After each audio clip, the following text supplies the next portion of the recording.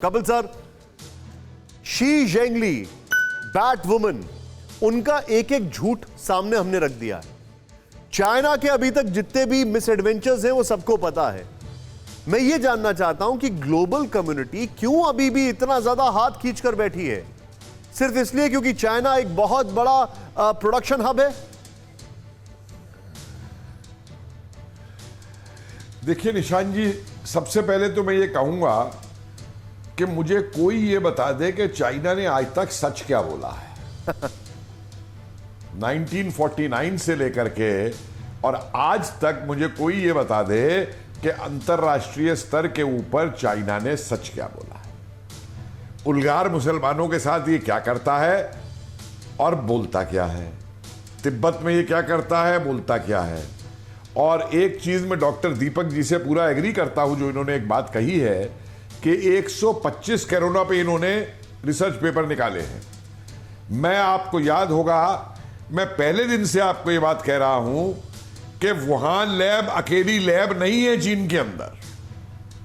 Wuhan lab तो एक सामने है जो कि पब्लिकली मालूम है, जिसको कि फंड किया था यूरोपियन कंपनीज ने और यूरोपियन पावर्स ने। लेकिन जो चीन का डिसेप्शन है, इनके पास पता नहीं वुहान जैसी कितनी लैब्स होंगी या कितनी जगह ये एक्सपेरिमेंट करा रहे होंगे और कितनी जगह ये रिसर्च पेपर लिख रहे होंगे। इसलिए मैं जो है इसको मानने को, इंक्वायरी ये जो वुहान की बात की जा रही है खाली, मैं इसको मानने को तैयार नहीं हूं, क्योंकि 1 साल का समय इतना बड़ा समय है कि वहां से सबूत हटाए जा सकते हैं। हर तरीके का सबूत वहां से हटाया जा सकता है पूरा का पूरा वुहान लैब से। तो ये जो बात है, मैं इसको मानने को तैयार नहीं हूं। ये साबित है कि चीन ने इसको जैविक यंत्र को छोड़ा, और मैंने उसका आपको कारण बताया था कि चीन ये समझ चुका था कि ना तो आर्थिक दृष्टि से विश्व को डोमिनेट कर सकता है, ना सैनिक दृष्टि से युद्ध जीत सकता है। इसलिए उसको विश्व को डोमिनेट करने के लिए तीसरा हथियार चाहिए, और उसने विश्व का बेवकूफ बनाया कि साहब साउथ चीनिया में जहाज छोड़ दिए, तैवान की तरफ हवाई जहाज छोड़ दिए, सारी दुनिया, सारा मीडिया कहने लगा कि विश्व युद्ध होने वाला है, और उसने चुपचाप अपना जैविक हथियार छोड़ दिया।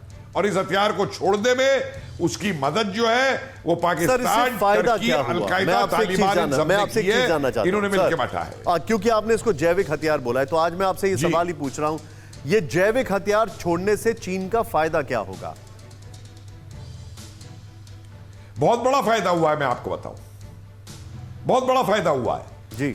देखिए, इससे विश्व के और देशों की जो आर्थिक स्थिति को नष्ट कर दिया गया, बिल्कुल उनको दोबारा करना पड़ेगा अपने आप को। और चीन आज कितना खुशी से कहता है कि मेरी तो जीडीपी इतनी बढ़ गई है, मेरी तो आर्थिक को इतनी बढ़ गई है। तो एक इतना बड़ा हथियार है ये इस चीज का, कि जिस हथियार को इस्तेमाल करके इसने जो है दुनिया की जो आर्थिक, देखिए मैंने एक बात पहले भी कही थी कि चीन ये अच्छी तरह समझ चुका था कि रूस के हथकंडे गलत थे विश्व पे सर, आपने ये जो पॉइंट रखा है, मैं इसको थोड़ा सा आगे बढ़ाऊंगा। अब देखिए, इस पूरे कोरोना काल में और शी जेंगली के बयान के बाद या पहले 3 बड़े किरदार हैं। उन तीनों किरदारों को जरा प्ले करें यहां पर। कोरोना वायरस, 3 किरदार, 3 बयान। लैब लीक थ्योरी पर किसने क्या कहा? Shi Zhengli. Wuhan Institute of Virology को लेकर अटकलें निराधार हैं, शी जेंगली ये कह रही हैं। मैं इस तरफ आ जाऊंगा, बल्कि नेक्स्ट चेंज करें तेजी से।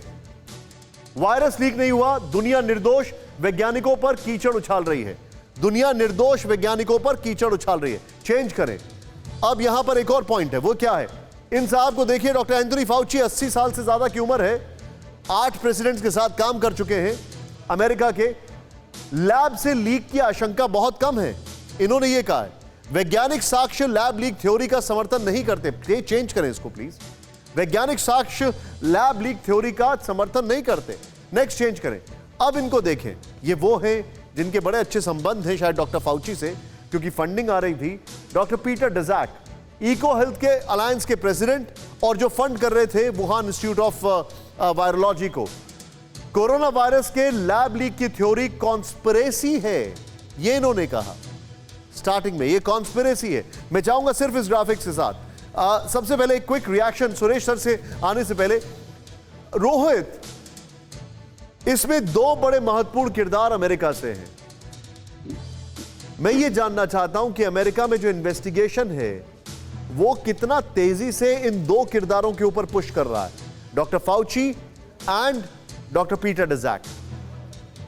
देखिए, दोनों के जो इनिशियल स्टेटमेंट्स थे कोविड के आने के बाद, जब इनके ईमेल्स बाहर आए, तो इससे साफ हो गया कि इनको भी पता नहीं था। डॉक्टर फॉची जो पब्लिकली कह रहे थे, एक इन्वेस्टिगेशन जब चल रही थी, इनके भी ओपिनियन जो है बार-बार चेंज हो रहे थे, इनके ऊपर प्रेशर बनाया जा रहा था। और अब जबकि माइक पोम्पियो ने 2-3 दिन पहले ये कहा कि there is a mounting evidence, 100 feet high evidence, कि ये जो है सर्कमस्टेंशियल प्लस एविडेंस जो इंटेलिजेंस एजेंसीज के पास है कि ये कहीं ना कहीं वहीं से लीक हुआ है। तो देखिए, पिछले महीने डॉक्टर फॉची ने भी एक अपना एक स्टेटमेंट जारी किया, जिसमें उन्होंने ये कहा, अपना बयान से पलटे और कहा कि नहीं, इसकी जांच होनी चाहिए।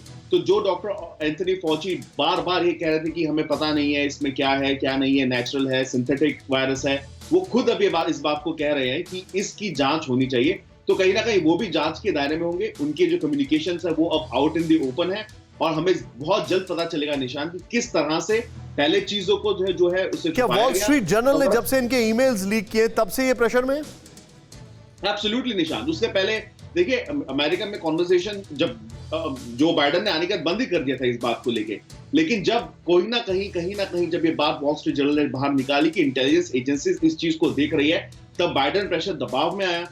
जो बाइडेन ने इसकी इंक्वायरी फिर से शुरू की, उसके बाद एंथनी फॉची के ईमेल्स लीक हुए, और अब जो है वो इस बात को जो भी जिसको हम थोड़ा सा कह सकते हैं कि शायद एक कवर अप है, उसको कहीं ना कहीं एंथनी फॉची से बचने की पूरी कोशिश। फिक्र आपकी, सोमवार से शुक्रवार रात 9 बजे सिर्फ TV9 भारतवर्ष पर।